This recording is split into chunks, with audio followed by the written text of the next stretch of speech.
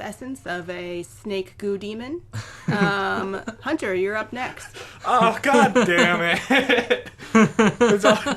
I've already been a snake goo demon twice this week. I've taken all the silverware out of my drawers. Caring, you know?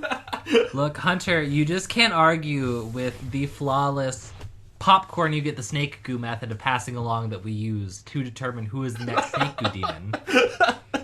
This is the show where we're watching Wynonna Earp, and we're now on season 2, episode 4. First of all, first time she ain't right. Yep. On the show, we've covered Riverdale. We watched season 1 and skipped straight to season 3. We made it like halfway through before we bailed on that show entirely. We're actually watching Wynonna Earp in order. That shows A, dedication, B, that we actually care about this story. Yes, it's gotten a lot better this season. I really like the new guy, but there's still some elements that are absolutely ridiculous. So let's dive in. Who are you people? Oh, I'm Sarah Dunaway. I'm Kevin James. And I'm Hunter Markham. All right, now or we can are we? Dun dun dun. Well, now I'm a snake goo demon, but yeah. I mean, only for the next 8 hours. Then it's whoever's turn next that you pick. This episode opened extremely differently than the last one. We went from last episode cheerleading performance to a cold open of Waverly wandering around in the snow with a knife. So this character's going through a lot. I was actually very unclear on what she was doing with the knife and where she was going. So she's just walking outside with a kitchen knife, not like a steak knife or a Bowie knife or anything, just like a butter knife. So I wasn't exactly intimidated by this, but my guess was she was going outside because Special Deputy Dolls, who is slowly transforming into a lizard demon thing, is in the barn and she was going to finish him off, maybe? But she wasn't walking in that direction. She was just taking a walk about with a butter knife.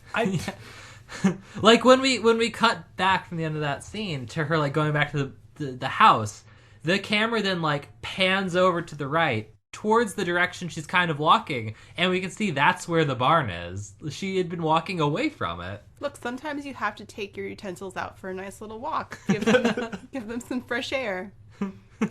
That's how to prevent the dish running away with the spoon. Exactly, you get it. It was such a strange opening because it's not really intimidating to see Waverly walking around outside in a maxi dress and Sorel boots with a little butter knife. It's just like, okay, the demon's being inscrutable. Hunter, don't use your fancy $10 words on us. Say what you mean. So Wynonna runs out and stops demon-possessed sleepwalking Waverly, who comes back to her senses, and they go inside the house. Meanwhile, Dolls is face down, ass up in the barn, slowly turning into a lizard. Face down, ass up. That's the way we like to combustible lizard, I guess. I mean, that's just my best way to describe the predicament he's in. And then we cut to a diner roadhouse. Wait, did we first have Lucado talking to the gang in the house? Was that first? I don't know. We can do this out of order. Who gives a fuck? I don't quite remember the order that these openings happened in. No, me neither. I just want to discuss Waverly and Spy School. Yes. Let's go to that first. So, Agent Lucado is talking to Doc and Wynonna and Waverly in the house and talking about this new case they have going on. Oh, this was second. Okay. And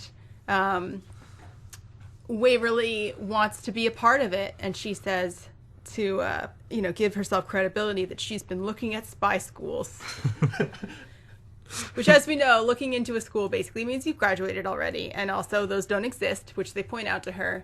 But then she's like, well, I'm flexible, and I can fit into small spaces, and I'm pretty smart. I forget what else she says. She's like, I'm fluent in 4 languages. Fluent in 4 languages. I guess, I mean, unless 3 of them are demon languages, I'm not sure how that's relevant. Anyway, Lucado's like, sure, why not? Great case for her to cut her teeth on. And I'm just like, will you take anybody? Like, I mean, Waverly's great, but you don't know that. You just met her. And she sounds crazy right now. I feel like they will take anyone, because we learn later in the episode that, like, Lucado was able to get, like, no other agents on the case. Like, her supervisor was actively ignoring her calls. I'm very confused about this organization at this point. Like, they seem to have a lot of funding, but no people.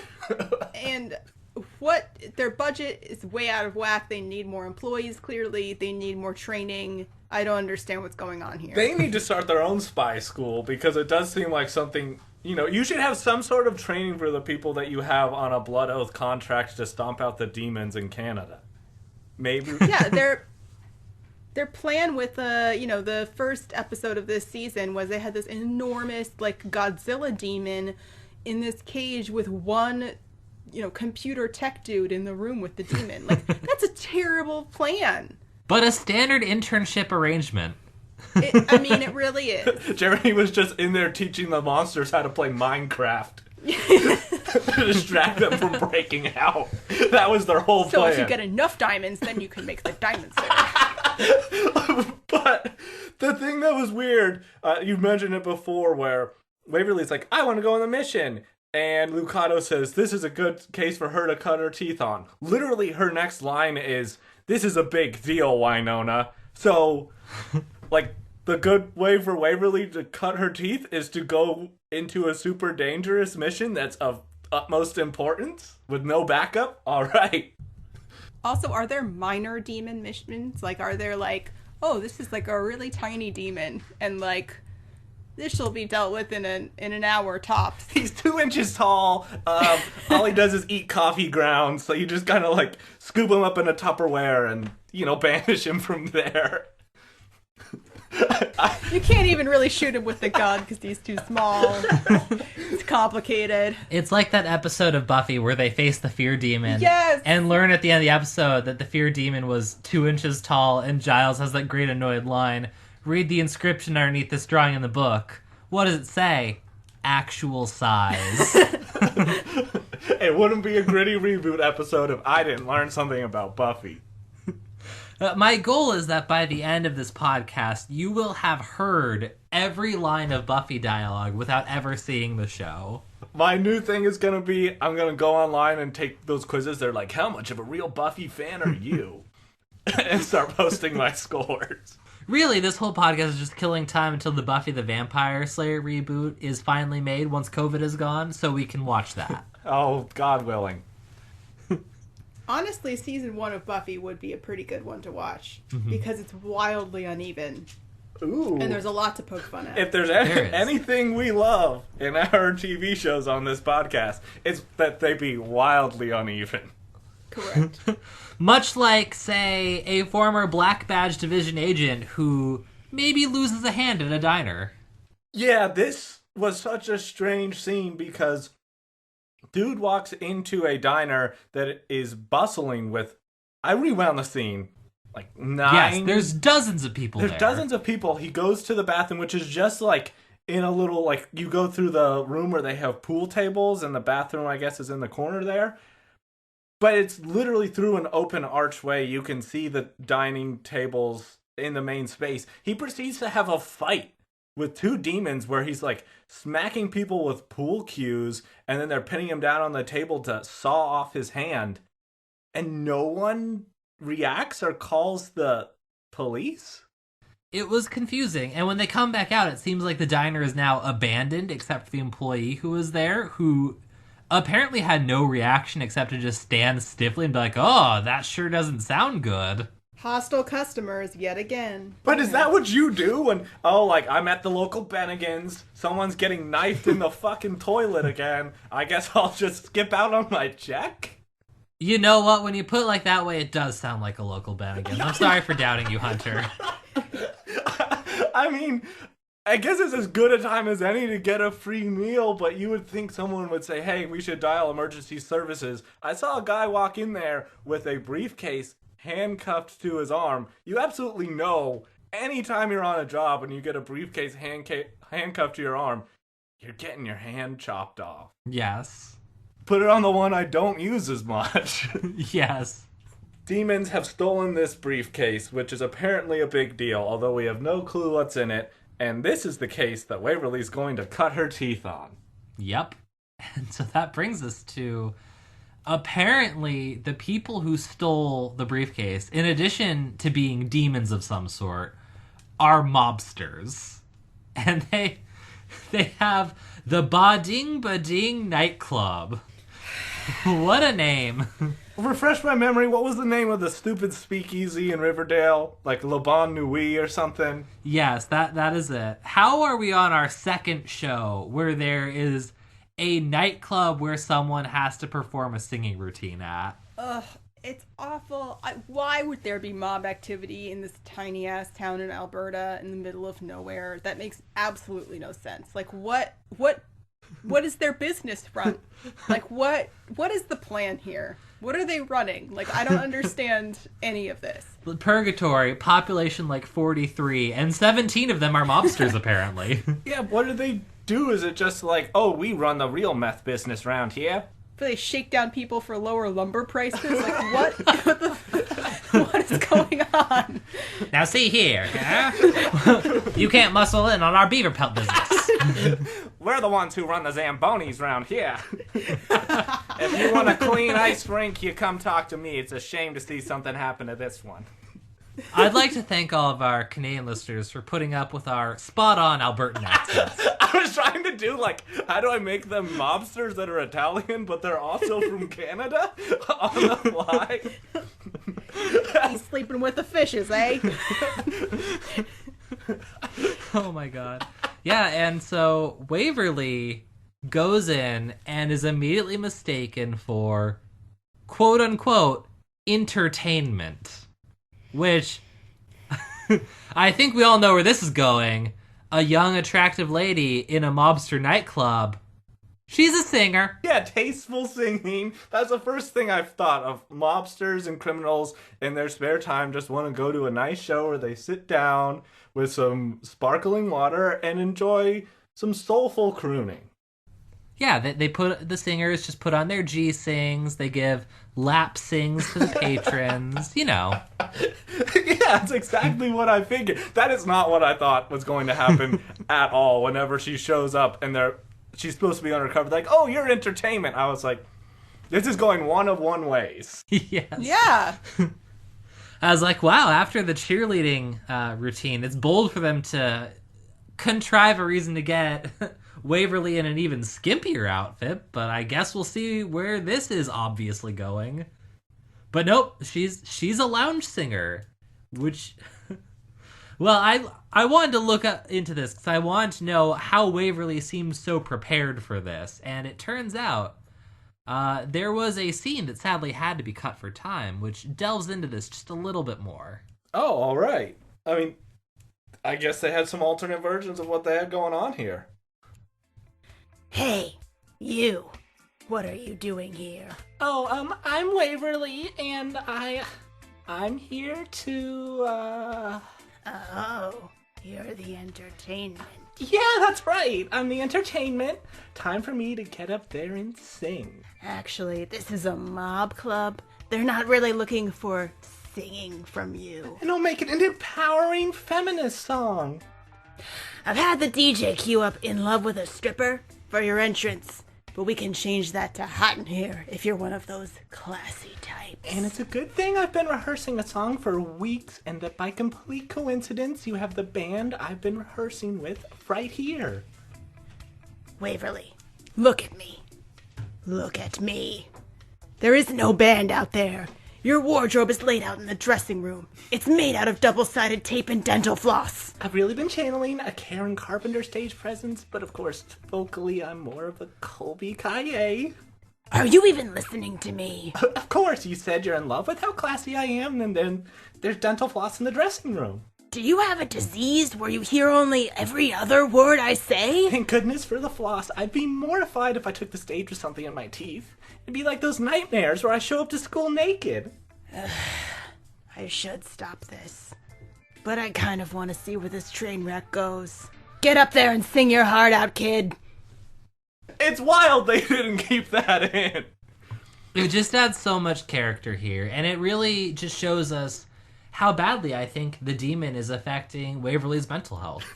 Yeah, I mean, she was flipping in and out of understanding what the heck was going on around here. Imagine how much better this scene would have been if she gets out there to sing this loud song and everyone's just like, take it off. At some point, I realized I was channeling, is it season 1 where Veronica Mars has to pretend to be Mrs. Rausch? Oh, yes. Yes. At some point, I was like, Vice Principal, whatever his name is. Like, yeah, I realized I was doing that voice. All I could think of was an episode of Yu Yu Hakusho where there's that demon that's flying around Yusuke and pissing him off, and he says something about its voice. I think it's whenever he's doing the trial for Genkai. Wow, I need to stop talking about anime quick. This is our show now. Just Yu Yu Hakusho and Veronica Mars references. And for those of you who have been following along with our Hunter has not seen Veronica Mars plotline, Hunter has since seen Veronica Mars and agrees that season 1 is good. I've seen half of season 2. Nice. So I'm making a lot of progress. See, the goal here is, since I'm watching Veronica Mars, it's going to come back around, and next time we're on air, Sarah's going to be like, I've gotten deep into Yu Yu Hakusho, and let me tell you, really knocked my socks off. You never know. And by that, you mean not going to happen. Yeah, no. So Waverly is actually like a pretty decent singer, and like, the song's fun, it's entertaining. It's the setup just, I don't know, it felt like they didn't expect us to think it was going here, or like they thought, I don't know what happened. Like, it felt like there was a very clear implication, but like it wasn't deliberately undermined. I don't know why they made this choice, because there's never been any other thing in the show that's just like, oh yeah, Waverly is an incredible singer, and she knows jazz standards. It's also just completely inexplicable that not only there is a mob presence in Purgatory, but that they have a particular penchant for women singing jazz standards in 20s dresses. And like, I don't know how do they find these women? This is all so weird. New theory, they're like Amish or Mennonite mobsters. So this is as indecent as their morals will let them be. It's just like, we're looking at dames. Check out the gams on her. But only on 6 days a week. On Sundays, we pray. Makes a lot of sense, yeah. It's so bizarre because I guess my thing is, why do TV shows feel the need to do big singing jazz numbers? I thought that was just a Riverdale thing where their idea was every other show, let's do a musical number. Yeah, and with Riverdale, it was like they were struggling to figure out a way to fit in the music playing aspect that they were kind of stuck with because that's in the comics. And it's like, you could have just, written out that aspect. Like, Josie and the Pussycats don't really make sense in the setting anymore, but God bless them, they were committed. But Wynonna Earp has never had a musical element at all. There's never been any other episode where they've talked about Waverly's singing career or anything, so why bring this in now? And Lucado is listening into all this like, wow, I sent you undercover, Waverly, and had no idea how skilled you are. It's a really good thing that you knew how to perform this song off the top of your head. Yes, you performing jazz songs in a dress is something that is required to slay a lot of demons, so this is really going to come in handy. It's completely odd. Where was the scene where old Wynonna, who's been getting not enough screen time, was talking with Nicole, and they figure out that Waverly's been doing a bunch of klepto shit? Was that this episode? Oh yeah, they were talking about, like, Nicole's in the police kitchen heating up a gluten-free pizza. That's their joke, not mine. It was a real thing in the show that apparently Officer Nicole is both gluten and dairy free. Ugh. Wow, the show is done wrong by Nicole. Very disappointing. I was just like, is this supposed to be Waverly's influence? Because Waverly was talking about how the town is this close to getting a vegetarian restaurant. My favorite thing about the scene was Wynonna reveals that Waverly was sleepwalking, and she says to Nicole, oh, she was outside in the snow in nothing but her nightgown. And I've just imagined the scene if it was Champ instead of Nicole, and his response would have been like, just the nightgown? Like, how cold was it? How thin was the nightgown? Would have been his line of police questioning. Did you take any pictures? Champ, that's my sister. Yeah, it was. And Nicole, on the other hand, is just like, I'm worried about her. I'm concerned. It's weird how, Officer Hot and Waverly have, like, a relationship and, like, they are concerned for each other. Just, I don't know. Is that how these things are supposed to work? She could show a little bit of interest. Waverly is a sexual creature. But this is where they find out that Waverly has apparently stolen all the silverware from the police station. That's where she gets the butter knives from. And Wynonna finds Dolls' dog tags in the coat pocket because she'd given the coat to Waverly. So she knows Dolls is back and he's in danger. I'm tying all these story threads together. So now we can smoothly transition seamlessly so the audience won't know to Doc Holliday and Rosita cooking up stuff in the lab. Do you guys not have notes on this? It just kind of slid off our brains. It wasn't interesting. Yeah. Doc Holliday is in the meth lab trying to cook up the lizard potion for Dolls. And he starts criticizing biochemist Rosita on the temperatures and stuff.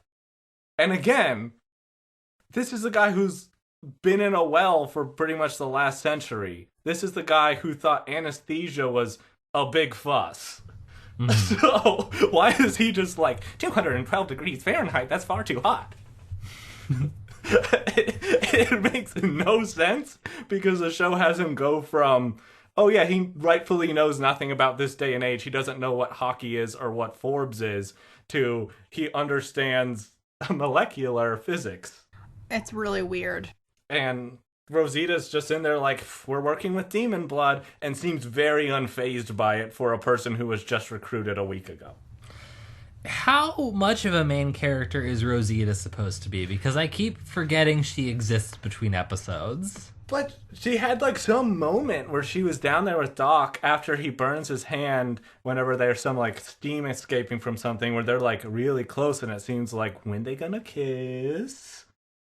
So is she gonna be a main character? I do have a fashion note here. When it gets super hot down in the basement, they both deal with it by working shirtless in overalls, which is a choice. That's the Alabama choice. I wish they would, if she's going to stick around, I wish they would give her some semblance of a character. I think that'd be neat.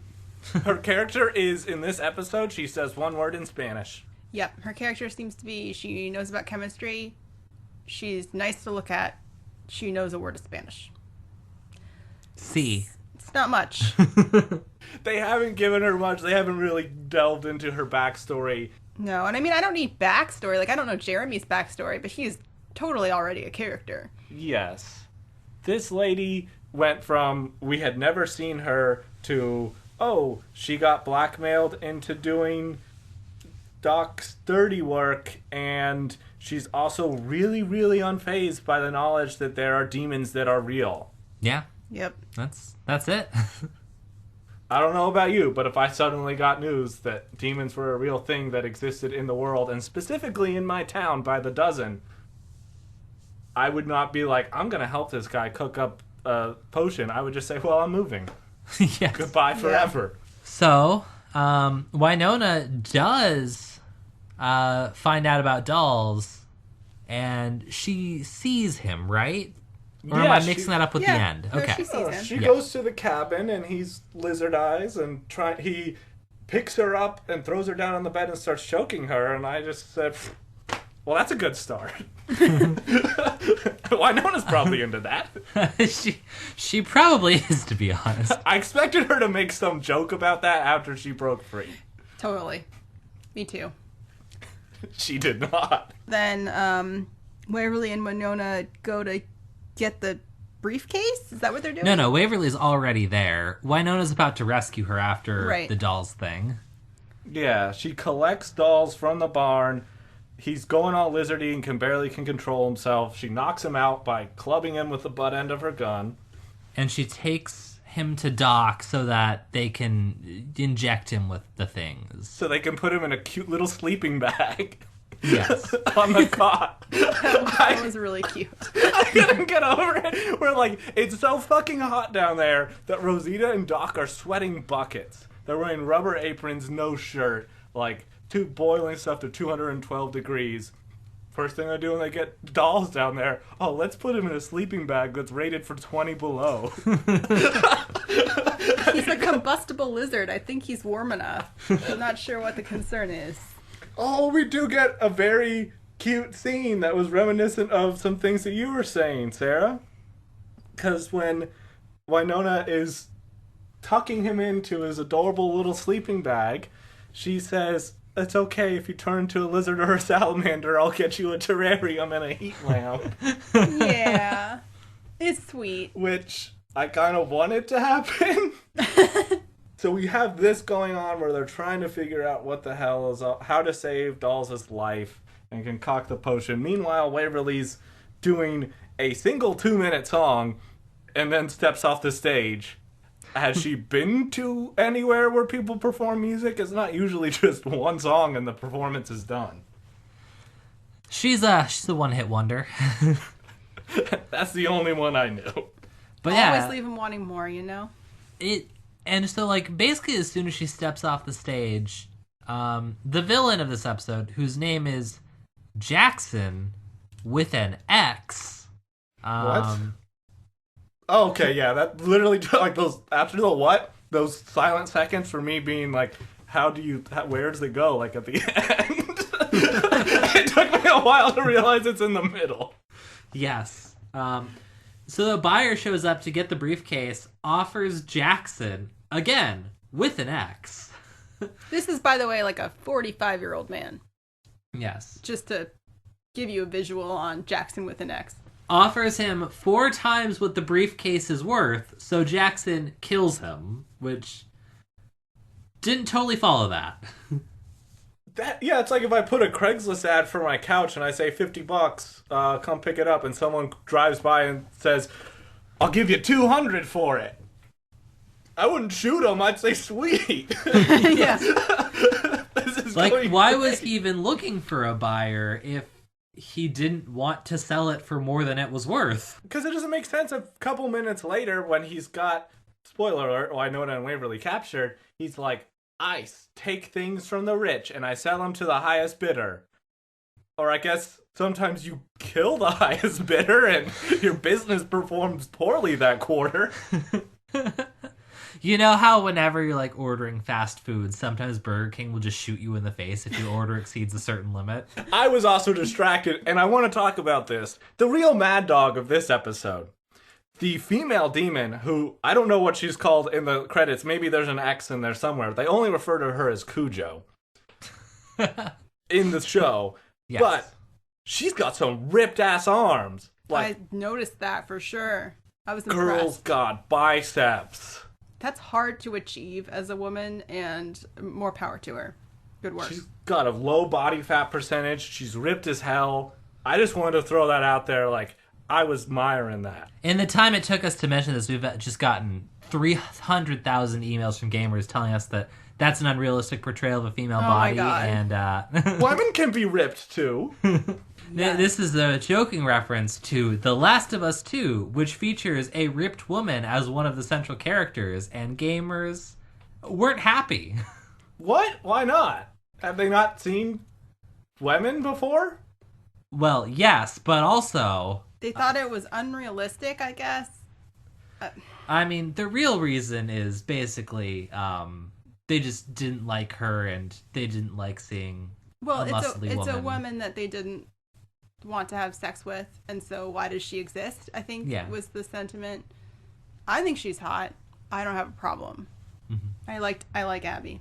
You know, if she's ripped, then I've already got respect for her. So, like, she's put in the work. She spent the time in the gym. She pays attention to her diet. Bodies come in all shapes and sizes. At one point, they even have, like, her workout schedule, and it's really intense. Yeah. Oh my gosh, I'm extremely into this game now. It's a great game. Just for the workout schedule, nothing else. Yeah. No. Can you send It's me a great game in screenshot general. of that? It's a great game. This is a tangent, but, like, so they make you play as, like, one protagonist, and then you have this enemy the whole time, which is Abby. And then they also have you play as Abby. So you have to realize that, like, everything that you're doing from one side of things feels right, but then from the other person's perspective, it's all awful. And you have to empathize with both, and it's so deeply uncomfortable and amazing. Yeah, there's like very uncomfortable stuff, like when you play as Ellie, the first main character, like there are times when you have to like kill dogs that are like sniffing you out, and then when you play as Abby, you like meet those dogs and you play fetch with them, and it's pure evil. Ugh. It's so rough. I don't usually play video games. I'm real out of the loop on this. They've really upped their material since guy in a jumpsuit leaps on platforms. Wait till I tell you about the social commentary in Tetris now, Hunter. It is a Soviet-made game. That's my one Tetris fact I know. Waverly is in danger after she sees the guy who was offering 4 times his original asking price for the briefcase. She sees him get shot. Wynonna shows up to rescue her and first confronts Lucado, who's chilling outside this stupidly named nightclub in a van. You know Lucado is a bad person because she's wearing a Bluetooth headset. That was a long way to go for that joke. But here's the guy who did it. I guess now's a good time to bring it up. I feel Fuck like Bluetooth! If you wore a Bluetooth headset, fuck you!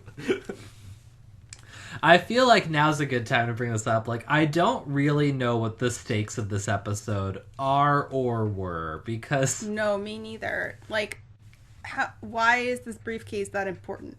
Right, it doesn't seem important. They can't open it. Lucado can't get any of her superiors to care about the fact that it was stolen, because she talks to Wynonna's like, I couldn't get any other agents to work on this, that's why I had to use Waverly.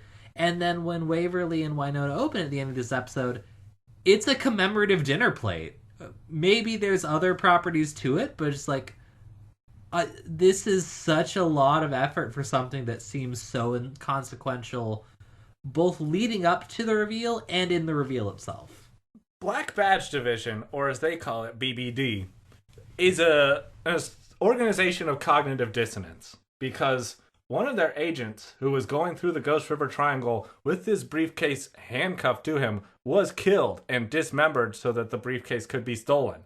Their response to that is, okay. It's wild. Wasn't it just last week a CIA operative was killed in Africa? I'm going to be wrong about this. But it was a news story. And probably something the CIA would take seriously. Oh, is that the reason there are news articles in the last couple days about how Trump is pulling American troops out of Somalia? He's moving them into Kenya. Yes. But, like, was the CIA agent killed in Somalia? Was this, like, the thing that led up to that decision? Because I was so baffled where the Somalia story came from. May have been. I have to do some digging. And CIA agent's a very loose term. It's usually paramilitary forces. More guy with a machine gun in camo than man in a black suit sitting in a hotel bar. Mm-hmm. So, this is a normal conversation for this podcast. Yes. Anyway, as Wynonna and Waverly are tied up in this basement of this mob nightclub. Oh, yes. They both get captured immediately, and Lucado drives off like a monster. Yes. They have some time to chat, and Waverly finally comes clean that some weird things are going on in her life, and she's missing time, and she's sleepwalking, and she's not always sure what's happening, and Wynonna's like, yeah, okay, let's figure that out when we get out of here. So that's nice little bonding time. Girl, lay off the weed. I expected Wynonna to say something like that, but Waverly does say, like, I touched the demon goo. She probably knows that on some level she's possessed. Yeah. As we learn at the end of the episode, like, the demon says, like, your sister's been resisting me for so long. Also, the demon's really into girl on girl, as we learned by the next episode. Which, Yeah, this demon's Yes. creepy. God damn, we'll get there because that's as a scene as a show ender. God, Wynonna's been through the ringer. Yes. And speaking of being through the ringer, Jackson, again, and I will not stop saying it like this, with an X, slices off Waverly's hand because Wynonna doesn't know the code to the briefcase. To the briefcase she's never seen before in her life. Yes. Right, they're trying to ask her because it has something to do with like an uncle, some Earp. A grandpa, yeah. Grandpa. Waverly pieces together that it's about Edwin Earp, the 1-year wonder. Cool. When the demons first caught up to the guy who had the briefcase handcuffed to him, one of his lines was, "And no, I don't know the combination." So man entrusted with the mission doesn't know the combination to this briefcase. What are the odds some random other black badge people you run into are going to be privy to top secret information about this case? Not a clue. It doesn't seem like a really good line of questioning. The demon can't get the case open. Chopping off Waverly's hand doesn't seem productive. Sure, it's fun.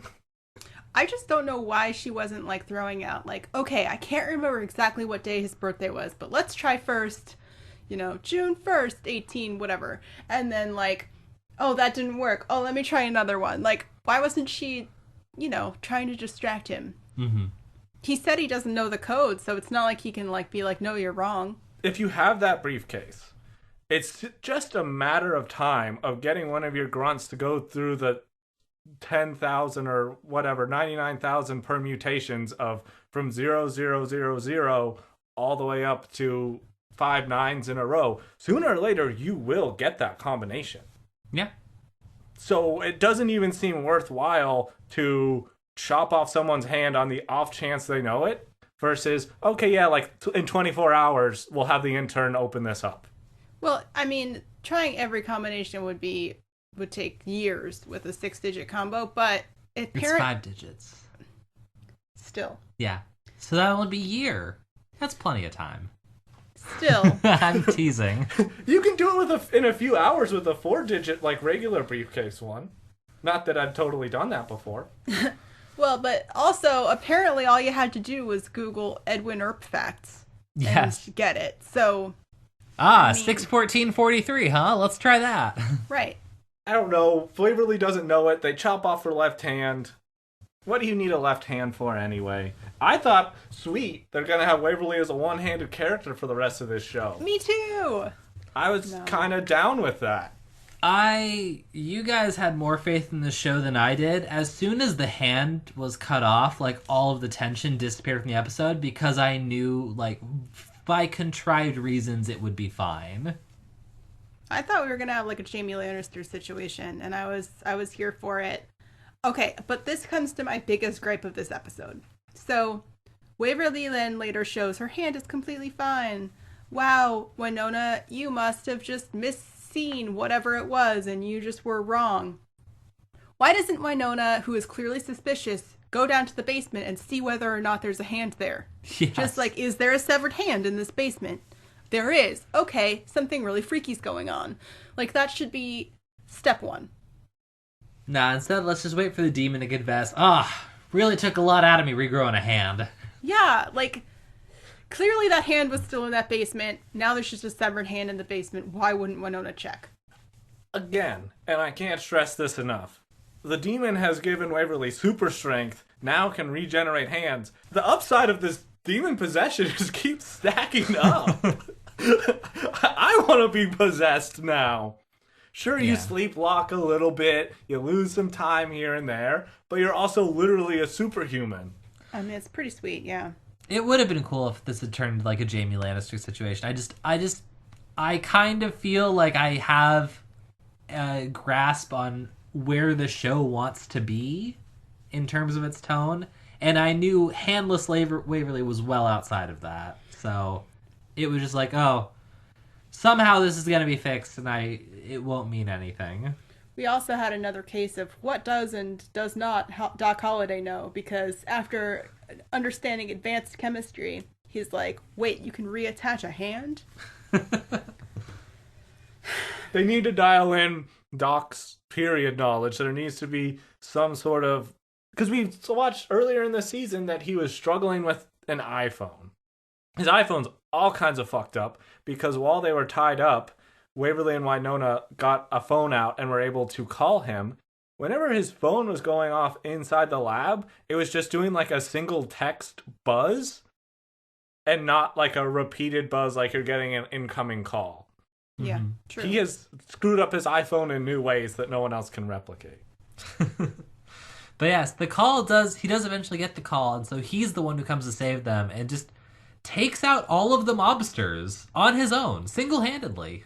I have a real serious question here, and maybe your synopsis will help, Kevin. So Wynonna kind of breaks out, she wrestles a bit with the super jacked buff lady, and throws her to the ground. And then she and Waverly are escaping, only to be confronted by Jackson with an X. Mm-hmm. As he has them at gunpoint... Both Jackson and Axe have an X in them. As Jackson with an X is holding Waverly and Wynonna at gunpoint, Cujo, buff lady, comes around the corner. What does Jackson do? To his best friend, who's been nothing but his loyal partner who helps him capture people, shoots her dead. And he says, I didn't want to kill her. You guys made me do it. I liked her. But why did he kill her? He just really doesn't understand the Robin Hood myth. I thought maybe he like accidentally shot her, but I am very unclear. My synopsis does not even cover her, Hunter, so I cannot tell you. I just thought, yeah, now his best bud and right hand is right here, and he shoots her for no fucking reason. I just thought someone else might have had an insight, but I didn't. I watched the show twice. I mean, I have a lot of questions, too, because Jackson is some kind of demon who's impervious to certain types of harm. Like, Doc Holliday throws a knife into his back and he sinks down, but he's fine like 10 minutes later. Dulles incinerates him, and he lies on the floor with what looks like a sunburn. So I'm a little confused how the knife knocked him down for any length of time. The Dulles thing... It leads me to, I think, the number one reason we will never have a handless Waverly on this show. They ain't got an effects budget. Yes. Oh, that was one of my favorite things. My hand was definitely cut off. No, you can't see it. It's under this bloody towel that is very thickly wrapped. That, and then when Jackson with an X gets back up after being knifed and comes to the bar... newsflash, Dulles has taken his lizard potion and broken out of his sleeping bag. He comes storming out of the basement of Shorty's. Is there a funnier line than has broken out of his sleeping bag? We thought it would restrain him.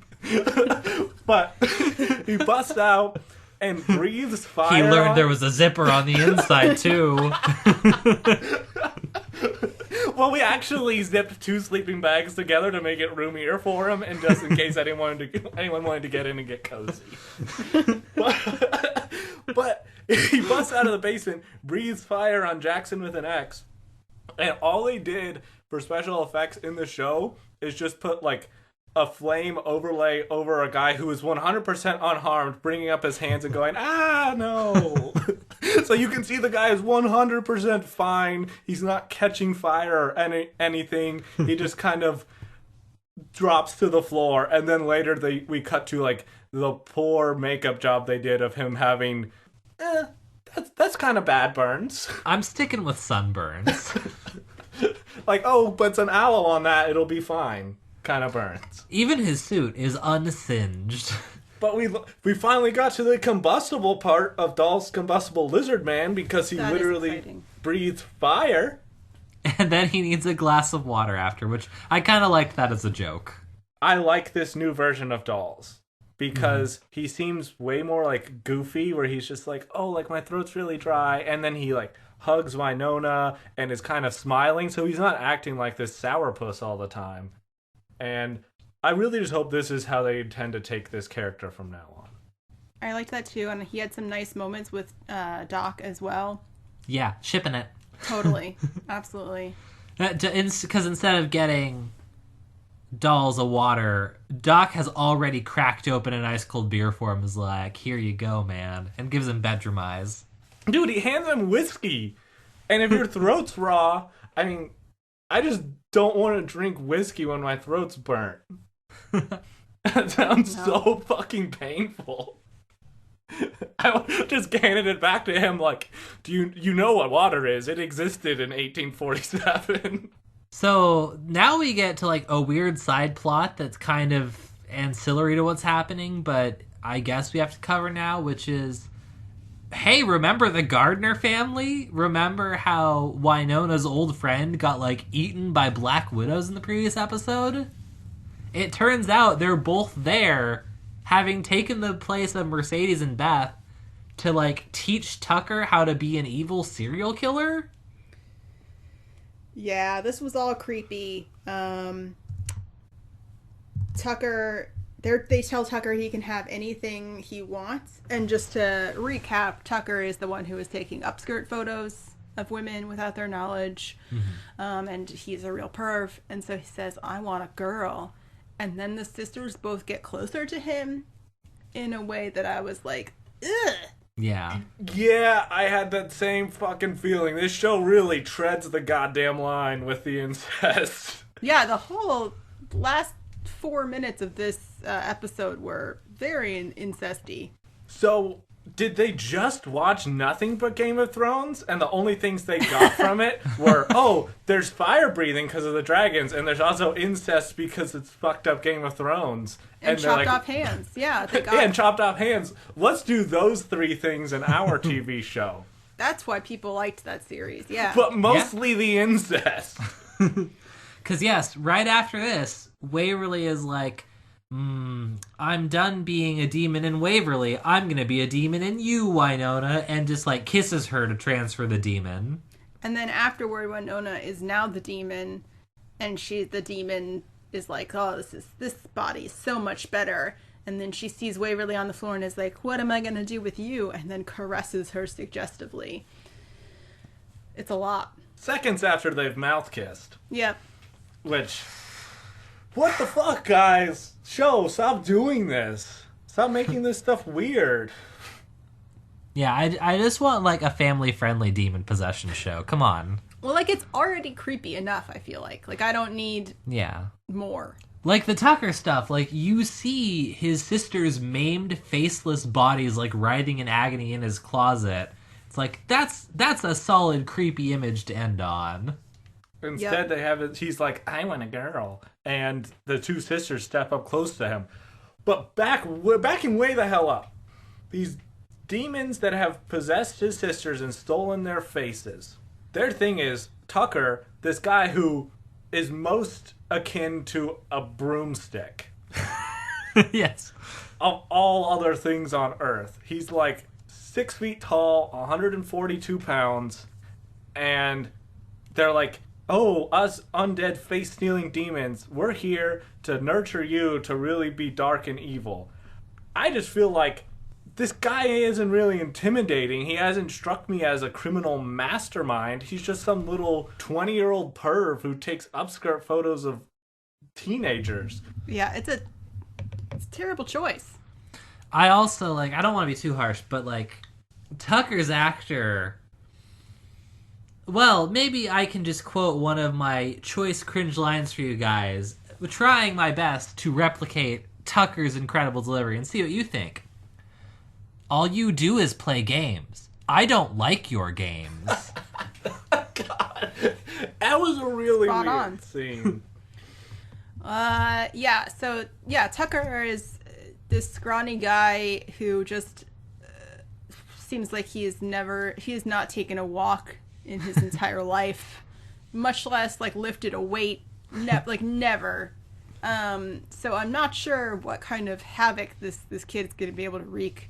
Other than, I mean, he is evil, so I guess if that's what they're going for, Yeah. head start there. But everything else, it's going to be a lot of work. But his costuming is they have him wearing a graphic tee with like a little cute cat on the front.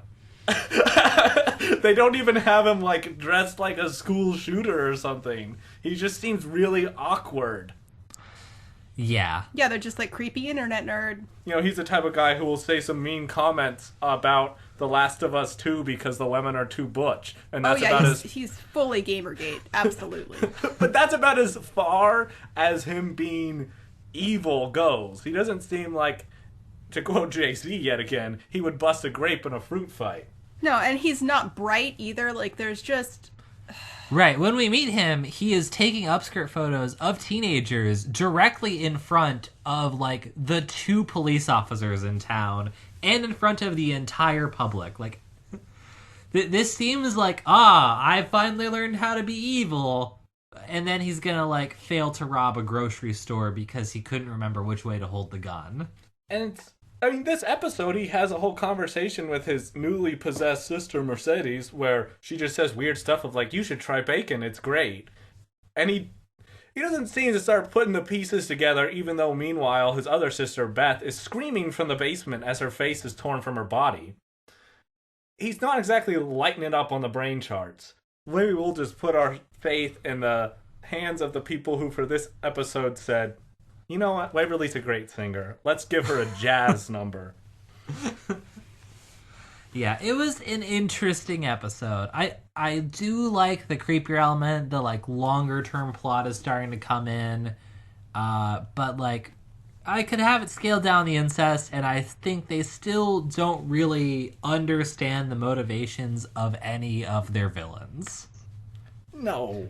Jackson with an X is on the floor towards the end of the episode after he's been burned, and he has these cliche final lines of, there's something big coming, and you're not ready for it, Wynonna. You'll never be ready for it.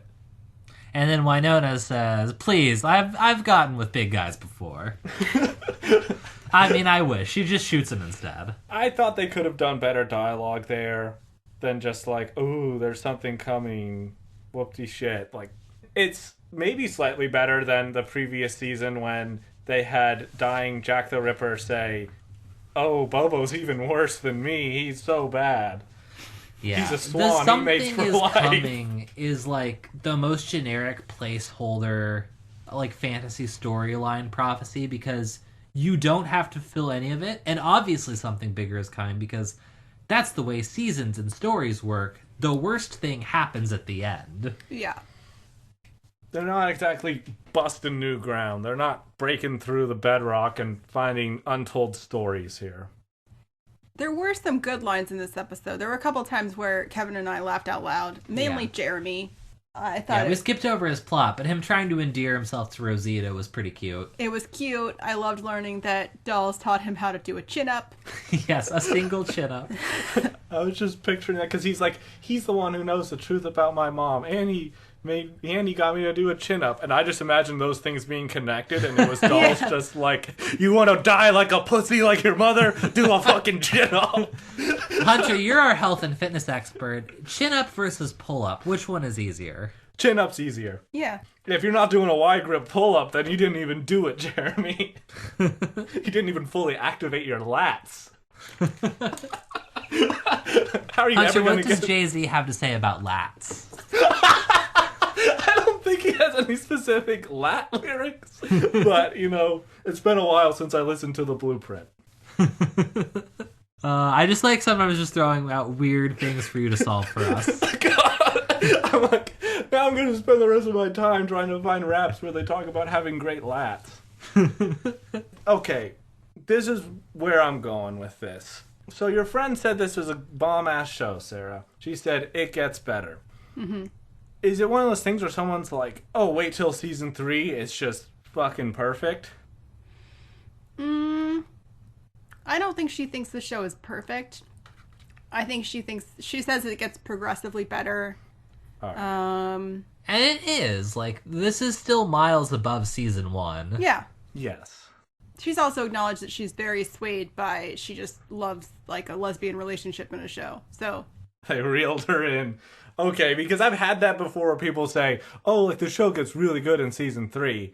And I'm the type of person where, even if episode 1's good, there's like a 70% chance I'll never watch more of the show than that. Right. I like people, Schitt's Creek is an example where people are like, oh yeah, you won't like anything until season 3. And I'm like, that's too long. That's, you're asking way too much. I mean, it's like every advice they give you if you're like writing is like you got to hook people on page 1. So the fact that with like TV shows it's like, oh yeah, it's garbage until season 3, I'm like, well then you did a bad job. I don't know what to tell you. Not every show's like Veronica Mars, where I was hooked after episode 1 because I was like, I'm gonna watch this show slowly. I'm gonna unravel the mystery. Then I watched like 6 episodes one night and was up till 2 in the morning. That is the experience. That is how it goes. Yeah. And I don't binge watch shows, so it was Veronica Mars is a very high grade. How would you guys rate this episode? 3.5 out of 5 severed hands. Oh man, that is. I was gonna go with either a 2 or a 2.5 Bluetooth jawbone headpieces. Oh wow, I'm gonna have to, I guess, split the difference here. I was thinking like maybe a 3 green screen fire effects. I just wasn't feeling it. Rosita's character was weird. I still don't know what she's supposed to be. I think this just gets back to like our most common recurring complaint. Like they just don't do a great job setting stuff up for us to understand. Yeah, the entire plot line with Jackson made absolutely no sense to me. I think I gave it a 3.5 just because it was fun. They upped the demon element. I mean, not like physical demons, but just like there was tons of creepy shit. And they didn't take any of it too seriously. I guess I'm rating on, like, the promise, like, oh, things seem like they're picking up. Yeah. We'll see what the commemorative plate's all about. I think I downrated it because we're not going to see any more of that cool lady with the buff arms, but... That's very fair. And the weird incest vibes really pushed it down a point for me. Yeah. I could have gone this entire show without Wynonna and Waverly ever sharing an open mouth kiss. I'm just going to fucking throw that out there. Yeah, that would have been really okay with me, too. Yeah. So, yeah, wow. Cringe lines? Oh, God. I probably got some. Oh! I mean, like, all of Tucker's lines are cringy. Mm-hmm. Yes. Some purposefully, some unclear. Did you have any in particular that you pulled out? I mean, I already told you guys the games one. The I Want a Girl was kind of cringy, too, but, like, I feel like that one was probably purposefully cringy. Yeah. I was not into the ending with Waverly and Wynonna where it was like Waverly clearly is the demon and she was trying to, be like, I'm just sick of fighting her. And it was clear we were supposed to be like, oh, who's the her she's talking about? But it was just too contrived for me. It was too obvious. Yeah. All right. All this show would have had to have done to have gotten a 5 out of 5 for this episode is if Waverly had come out and sang Sugar We're Going Down Swinging instead of whatever jazz song. It's that easy, Wynonna Earp. Throw in a Fall Out Boy reference and you will have us. Oh my gosh, if she'd come out in like eyeliner with like big side-swept bangs. Oh, amazing. And she had just Patrick Stump sideburns. Yes. And that stupid little trilby hat he used to wear. Oh my god, amazing. Yes. Oh my goodness. Yeah, I hope next episode, season 2, episode 5, Let's Pretend We're Strangers, finally capitalizes on all the groundwork that's been laid, because it seems like we're more and more we're getting like the promise that something is coming, but I need something to actually arrive now. Yes. So where we end in this episode, Dolls is back and not lizardy anymore. Wynonna's now possessed by the demon, so Waverly's unpossessed. They have a commemorative plate that was in a briefcase that is apparently a big deal, and there's supposed to be some big bad problem coming down the pike. And then Wynonna ends with her big speech. Am I more than you bargained for yet? I've been dying to tell you anything you want to hear, because that's who I am this week. I told you I like this demon. I want to be possessed by a demon that knows sick Fallout Boy lyrics. I should post on our Twitter after a brief foray away from our actual branded content. I should post my 2020 music replay, where there's a lot of Fallout Boy on there. I'm proud to announce that I have successfully placed in the top 6% of Taylor Swift listeners according to Spotify. Top 4%, Jesus. babe. 6%. Oh, was it? Yeah. Oh. Like I would get my placement wrong. You think I wasn't seething internally at not making it to the 96th percentile? The number of people who are huge Taylor Swift stans, that is impressive that you're in the top 10% at all.